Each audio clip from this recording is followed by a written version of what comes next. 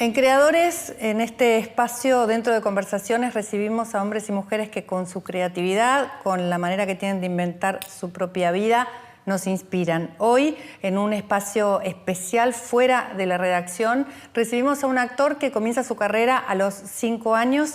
La TV lo recibe a los 16 años en programas como Alta Comedia, luego las telenovelas de Alberto Migré. Se convierte en galancito por su pinta, pero es su talento el que lo lleva a consagrarse en el cine. El cine lo ama y lo demuestra en películas como El secreto de sus ojos, El Aura, entre muchísimas otras. Es ganador de Cóndor de Plata, de Premio Goya. Acaba de estrenar una película llamada El amor menos pensado con Mercedes Morán y hoy vamos a hablar, y el punto de partida para esta conversación es Todos lo saben, la película que filma con Farhadi y, por supuesto, en coprotagonista con Bardem y Penélope Cruz. Bienvenido, Ricardo Darín. Muchas gracias. Gloriosa presentación. ¿Cómo va? Espero estar a la altura de la presentación. Bien, Por supuesto bien. que sí. Esta película, este punto de partida para esta conversación, esta película Todos lo saben, de Asghar Farhadi. ¿Cómo comienza este proyecto? Este proyecto comenzó con una invitación de él, estando yo en Madrid, a participar del proyecto. Y yo, primero, superada la primera conmoción por ser citado por un cineasta al que ya admiraba muchísimo, fui a un encuentro con él en una confitería de un hotel. Me acompañó mi hijo en ese momento, me acuerdo, y fui a decirle que no podía hacerlo, porque yo tenía ya comprometido una gira de teatro por España, en distintas ciudades, no solo en un lugar. O sea, iba a estar en movimiento permanente, en las fechas coincidentes de lo que iba a ser el rodaje de la película. Fue curioso lo que ocurrió, porque en realidad él me dijo, en principio me dijo, ¿qué estás haciendo en teatro? Y le conté que estaba haciendo escenas de la vida conyugal de Bergman. Y hizo una pausa, se quedó mirándome y me dijo, bueno, precisamente por Bergman y específicamente por esa película, Escenas de la vida conyugal, es que yo me dedico al cine. Una casualidad. Claro. No tan casual. Sí, no tan casual. Y me dijo, bueno, me encantaría verte en teatro, en fin, Tuvimos una charla y digo, te agradezco la invitación, le digo, además para trabajar con Javier y con Penélope, que son dos amigos muy queridos y demás, le digo, pero no va a ser posible. Me dijo, yo voy a hacer que sea posible, voy a intentar armar un plan de rodaje que permita... Que vos estés. Que yo me pueda ir de gira el tiempo que me fui. Que vos estés en la película, claro. digo, ¿no? Y así fue. Después, por supuesto, empecé a tener una serie de comunicaciones con él vía Skype, en donde hablábamos de personajes, de la historia, de distintos aspectos de lo que iba a ser el proyecto. Y empezamos a pesar de nuestras trabas idiomáticas, empezamos a divertirnos y a reírnos mucho el uno con el otro. Hicimos una buena conexión, si se puede llamar de esa forma. Y por suerte, él habilitó el espacio como para que yo pueda formar parte de esta maravillosa película. Una película que además habla de las relaciones familiares, ¿no? De las parejas, de los conflictos en estas familias ampliadas. Sí, tiene un pretexto que es una especie de estructura narrativa en la que ocurre un evento que dispara la sospecha generalizada entre todos los integrantes de una gran familia, al punto tal en que todos terminan sospechando unos del otro. Y yo creo que en realidad sí habla de muchas más cosas. Por eso digo que es un pretexto, el evento. Todos lo saben, es algo que todos saben, que es un secreto a voces, Exactamente. Que se desencadena ahí, ¿no? Exactamente, que todos lo manejan, pero lo manejan en secreto. Y luego se sabe que todos lo sabían. De alguna forma sí, y los que no terminan enterándose. Y los que no terminan enterándose. Es una especie de thriller también, se convierte en un thriller, ¿no? Porque hay un secuestro y ese es el factor desencadenante. Sí, en realidad a mí me gusta creer que es una historia mucho más profunda, porque se mete en realidad con la historia de la construcción de esa familia nueva, ¿no? Tan abarcativa. Hay cuestiones de propiedad, de territorio, de deudas. De deudas. Me parece que va un poco más allá. Por eso te decía que creo que utiliza el formato del thriller para hablar de otras cosas. ¿Y trabajar con Penélope Cruz y Bardem te había sucedido antes o es la primera vez? No, no, es la primera vez. Es la primera vez. Durante mucho tiempo con Javier, de quien soy amigo hace como 20 años, siempre estuvimos buscando la forma de poder coincidir en un trabajo. Incluso yo le acerqué un par de proyectos que él no pudo aceptar. Él también me acercó uno que yo no pude aceptar. Pero nunca habíamos coincidido en un trabajo y con Penélope tampoco. Y yo creo que en gran medida se debe a ellos que yo esté en esta película, porque este es un proyecto que ellos vinieron trabajando con Asghar durante mucho tiempo y creo que cuando apareció el espacio posible dijeron, este fulano. ¿Cómo describirías tu personaje? Mi personaje, el que me toca en cuestión, es un hombre que ha tenido algunas peleas duras en la vida, una de ellas con el alcohol. Según su propia declaración, ha sido rescatado por su gran fe en Dios. Ese quizás sea el motivo por el cual se gana la enemistad de varios integrantes de la familia, cuando decide que la resolución de todo el conflicto que tienen entre manos, él la deposita en manos de Dios y los demás se ponen un poco nerviosos por eso, poniendo a prueba sus propias creencias, porque se supone que también son creyentes. Es un hombre que aparece como testarudo en principio, pero si uno considera que se trata de una persona de mucha fe y que tiene sus motivos para tener fe, lo puede comprender. Lo puede llegar a comprender, sobre todo para quienes tienen la suerte de tener una fe tan intensa como el personaje. ¿Y cómo fue la relación con el director, con Asghar Farhadi? ¿Cómo trabajaste? ¿Cómo es él trabajando, ¿no? Un ganador en dos oportunidades del Oscar. Sí, pero nunca dirías que es un ganador del Oscar porque no tiene... No quiere. No, porque no tiene... tiene una particularidad. Creo que en una de esas dos ocasiones en donde le dieron el Oscar a una de sus películas, que creo que fue El viajante, no le permitieron entrar a Estados Unidos para ir a recoger el premio. Es verdad. Él es un ser increíble. Es un hombre muy inteligente, con una gran sensibilidad, con mucha capacidad y con una forma de ser y de trabajar dentro de lo que es la construcción de un largometraje, una forma muy particular, muy maravillosa. Yo creo que posiblemente por provenir de una cultura absolutamente distinta a la nuestra, a pesar de que... La cultura iraní. Sí, a pesar de que en varias oportunidades él me deslizó que veía o percibía que la cultura iraní y la argentina eran muy similares en algunos aspectos, cosas que me llamó la atención. ¿Y te dijo en qué aspectos? Él decía que manejábamos una cuerda de ironía y de sentido del humor muy similar, básicamente porque él se tomó el trabajo de vivir en España mucho tiempo antes para poder hacer esta película, y eso les reclamaba un poco a los españoles, y por eso hacía esa especie de parangonismo entre el humor y la ironía iraní y la argentina. Ricardo, más de 40 películas tenés en tu haber. Trabajaste en Luna de Avellaneda, en Carancho, en El secreto de sus ojos, últimamente La cordillera, entre algunas, ¿no? El amor menos pensado. El amor menos pensado.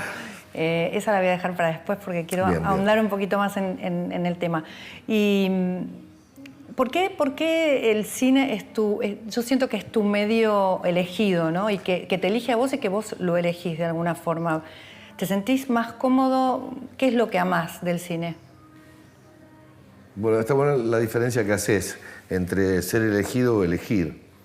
Yo creo que a mí el cine me dio una oportunidad que todos los actores reclamamos y que pocas veces conseguimos para nosotros, que es el espacio y tiempo necesario para la construcción de un personaje dentro de una historia y dentro del funcionamiento de una historia. La televisión, a la que yo le dediqué muchos años de mi vida, es un poco más exigente y perversa en ese sentido. Te exige mucho, pero te da muy poco tiempo. Te da muy poco tiempo para la construcción. Y también te saca también, porque te da mucha popularidad que te saca libertad, ¿no? Sí, un poco sí.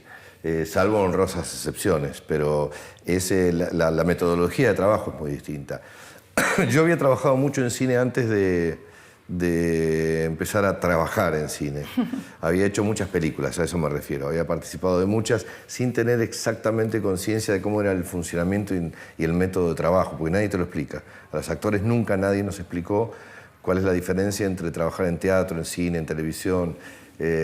Lamentablemente es algo que necesariamente podés adquirir en la medida en que tengas la suerte de tener continuidad de trabajo y poder en esa dinámica aprender de la prueba y error, ¿no? Si no, quizás no tenés como ese tiempo del que vos hablás para entrenarte, para comprenderlo, para hacerlo cada vez mejor. Es que es difícil entender la metodología del trabajo para quienes no han tenido la suerte de tener frecuencia de trabajo en cine. Yo era chico y me había tocado trabajar en cine y veía, por ejemplo, grandes actores a los que admiraba y conocía y sabía de su talento, vivir situaciones de incomodidad, de profunda incomodidad con el tema de lo que es el método de trabajo en cine. Al ser tan parcializado, tan atomizado por la cantidad de planos y tomas que una misma escena o una secuencia pueden requerir, vi a muchos perderse en ese trabajo.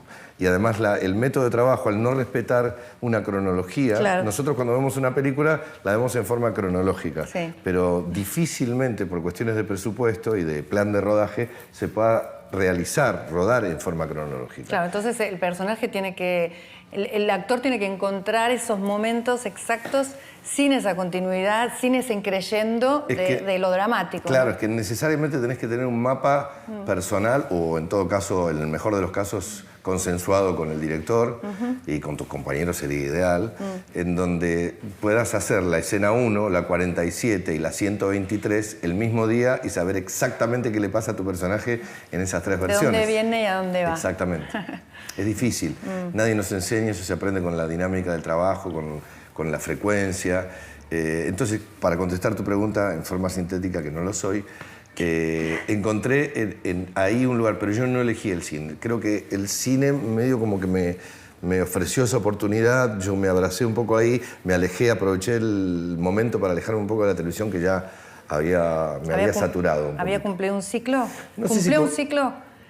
No sé si, porque no me gusta cerrar puertas, pero la verdad es que yo había trabajado mucho en televisión, mucho más de lo recomendable. Pero quizás volverías con un unitario, con algo, sí, podría con algo ser. que tenga otros tiempos. A mí no me importa tanto el formato como la historia, de qué se trate la historia. Y sí, si ocurre, sí, con todo gusto. Pero quizás nunca pueda ser tan contundente la historia cuando la historia es todos los días y todos los días hay que inventar una historia nueva. Jamás va a tener un principio y un final y un nudo y un argumento bien cerrado. No hay un desarrollo posible, pero estamos viviendo la era de las series maravillosas. Claro, pero ahí están. De principio a fin sabes lo que va a pasar. Claro, más o menos. ¿No? Sí, tenés una noción. Puede sufrir alguna variación, pero tenés una noción más. El 27 de septiembre de 2017 recibiste el premio Donostia por la trayectoria en el Festival de San Sebastián, un premio como primer latinoamericano en recibirlo, ¿no?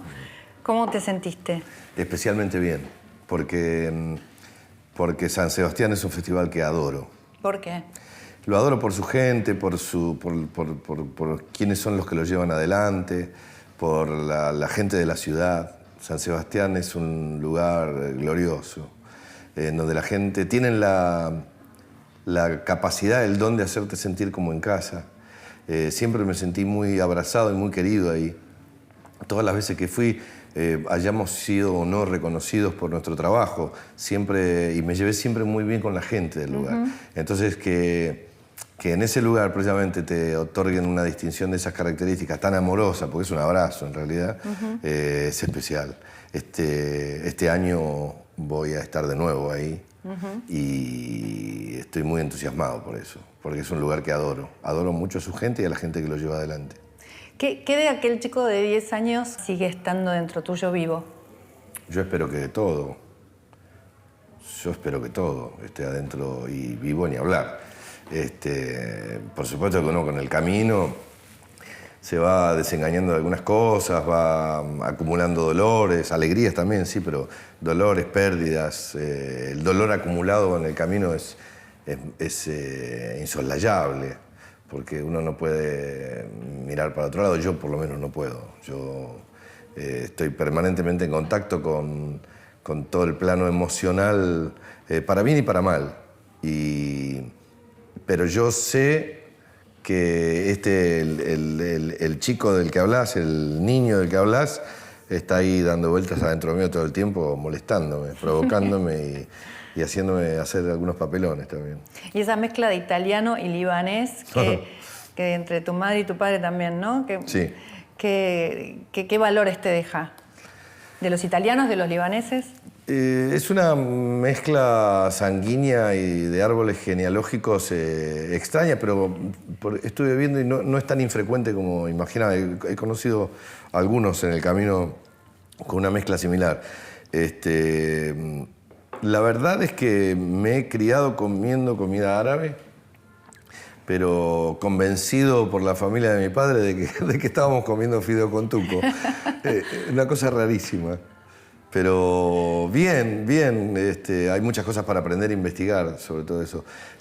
Sobre todo con dos familias tan arraigadamente fieles a sus costumbres, ¿no? Porque la familia de mi padre era muy italiana y la familia de mi madre muy sirio-libanesa, que todavía en esa época era así, no estaban separados.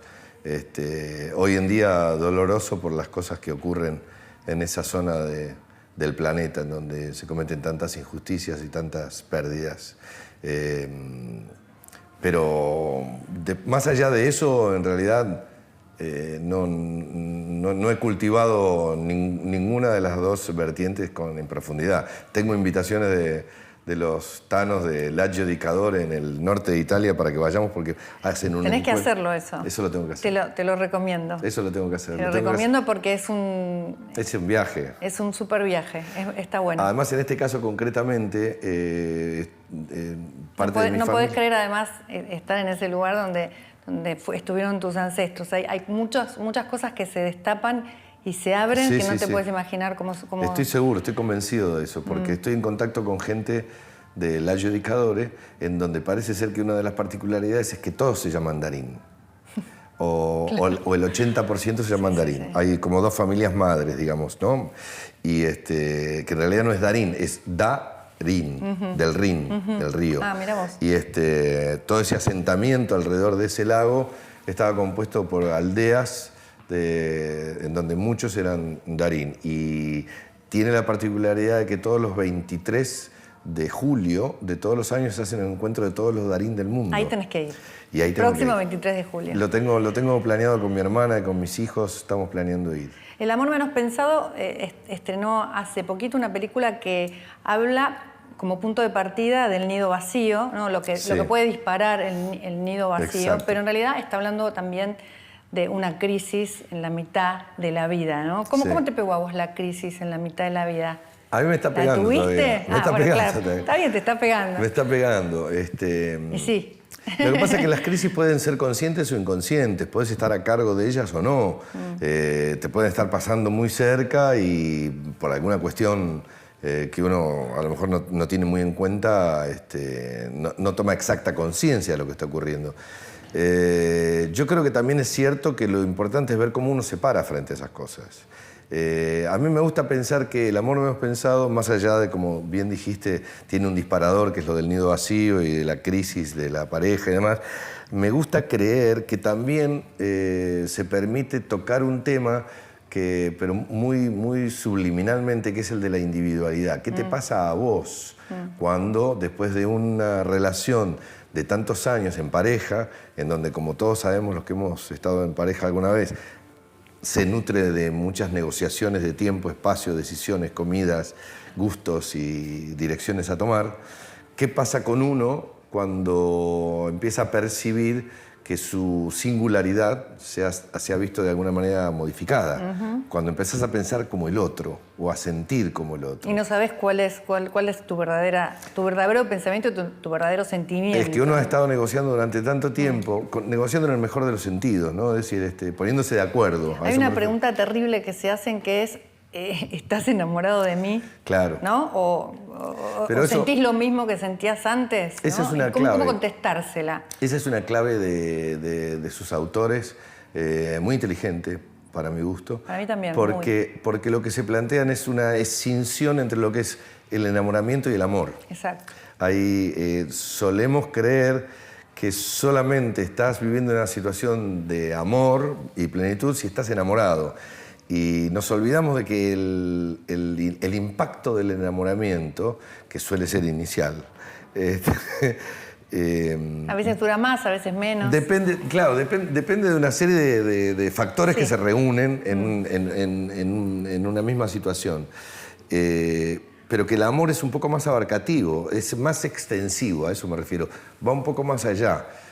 Se puede atravesar turbulencias, puede verse sometido a obstáculos, a veces dificultades. Se necesitan algunos golpes o quiebres para darse cuenta de eso, Todos ¿no? necesitamos perder de vista, aunque sea por un rato, lo que tenemos para recontravalorarlo. Porque cuando estamos tan cerca, nos pasa con nuestros amigos, con nuestros afectos, con la gente que nos quiere, y que a veces al tenerla tan en contacto en diario perdemos un poco la dimensión exacta de lo que es el valor de ese afecto. Y a veces necesitamos tomar un poco de distancia para reconsiderarlo. ¿Y cómo sobreviviste desde 1987 hasta hoy con tu mujer todos esos momentos y esa vida juntos, formando una familia y llegando hasta acá, reconstruyéndola todo el tiempo, ¿no? Bueno, nosotros nos separamos. Nosotros tuvimos una separación que duró algo así como 1 año y medio. Una amorosa separación. Porque la verdad es que no fue a partir de un conflicto concreto, o sí, pero no claramente individualizable. Y sí tuvimos la suerte de no romper una membrana que se suele romper en las separaciones, que tiene que ver con el respeto, con la dignidad, con el buen gusto y con la sensibilidad. Nosotros no rompimos esa membrana y eso nos permitió tomar distancia, reconsiderarnos y poder volver. Porque creo que de haberse roto esa membrana, la situación hubiese sido realmente mucho más difícil, como suele ocurrir con muchos casos. Es decir, se dicen y se hacen cosas con respecto al otro de las que es muy difícil volver. No hay vuelta atrás. Es difícil. El Chino y Clarita, ¿no? Tus hijos, con el Chino compartís la profesión, ¿no? Y sí. Ahora también compartís una productora, Kenya Films. Sí. Van a trabajar juntos, muchas veces debe haber alguna situación de, no sé, entre comillas, competencia, 2 hombres en una casa, 2 hombres que eligen la misma profesión. Competencia sana, digo, ¿no? Y Clarita, que es una diseñadora de modas, que tiene su propio proyecto, EA House, que, bueno, que están los dos ya armados, sí, hechos. Están armados. Nido vacío total. Están en camino, sí. Bueno, vos sabés que el nido nuestro no es tan vacío, porque ellos amablemente son tan inteligentes y amorosos que han tenido la prudencia de hacerlo en forma más paulatina y no tan espaciada. Es decir, poco. Sí, y al punto tal que nuestra casa sigue siendo un punto de encuentro en común. Es decir, siguen volviendo a reunirse con sus amigos en casa. De golpe me tengo que bancar 20 monos, ¿viste? O 357 chicas. Y eso habla claramente de que les cuesta despegar más de lo que ellos imaginaron, a pesar de que tienen sus propias vidas y sus propios caminos. Pero han sido muy amables, a eso me refiero, muy amorosos en el desprendimiento. ¿Y el de compartir profesión con el Chino, cómo va eso? Esto es nuevo prácticamente, no nuevo, él hace ya unos años que está haciendo su propio camino. Afortunadamente también, y debido a su inteligencia y a su forma de ser, lo ha hecho con sus propias herramientas. Ha hecho su propio camino, no se ha valido nunca de ser mi hijo en ningún aspecto. Ha hecho todos los castings que fueran necesarios, de muchos ha sido rebotado.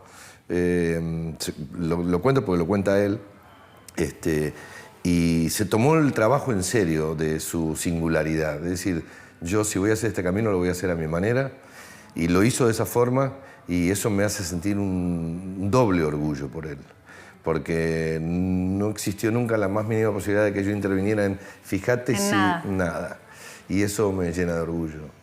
Y supongo que a él también. Ricardo, ¿cómo te llevas con esta movida del colectivo femenino que de repente dice lo que piensa, pretende respeto, pide respeto, defiende su posición, a veces de alguna manera denuncia a ciertas situaciones que quizás en las que las mujeres nos hemos sentido complicadas o nos hemos sentido incómodas.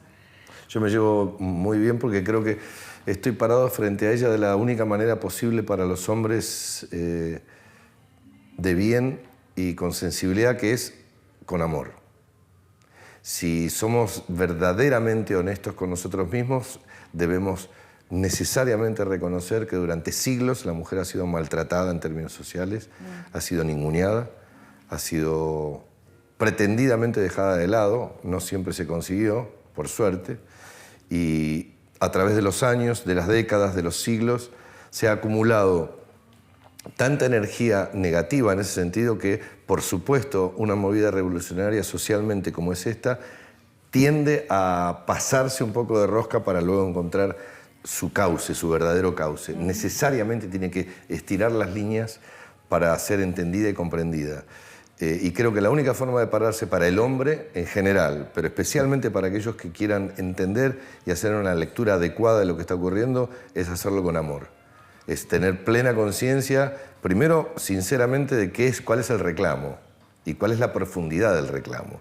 Y si todos somos conscientes de que hemos sido criados, aún con las mejores intenciones, dentro de una estructura universal hipermachista, la única forma de pararse es con amor, con sensibilidad y con comprensión, y tratar de hacer la lectura adecuada de la situación. Estamos aprendiendo. Estamos aprendiendo. Estamos aprendiendo tanto los hombres como las mujeres a una nueva forma de funcionar, ¿no? Estamos aprendiendo, y creo que la mejor forma de aprender es todo lo contrario del enojo, porque noto que hay gente que está enojada con la movida y se para en el peor lugar. ¿Enojada con la movida? Con la movida en sí. Ah. Hay tipos que yo veo que están enojados y despotrican y dicen cosas como la exageración. Sí, la exageración es necesaria. Es necesaria para recuperar un espacio perdido. Es decir, una chica puso una vez un tuit que me conmovió, en donde decía: nos acusan de ser exageradamente agresivas en esta nueva movida. Y sí, decía, sí, ¿sabes qué? Sí. Necesitamos eso. Claro, necesitamos. Que, si uno lo analiza con un poco de ecuanimidad, sí, las exageraciones tienden a convertirse en lo mismo que criticar, claro, porque te pasas del otro lado. Pero es necesario que eso ocurra para encontrar el equilibrio. Y el equilibrio, el punto adecuado para mí tiene que ser amoroso. Gracias, Ricardo. Por favor, faltaba más. Pasó por Conversaciones Ricardo Darín.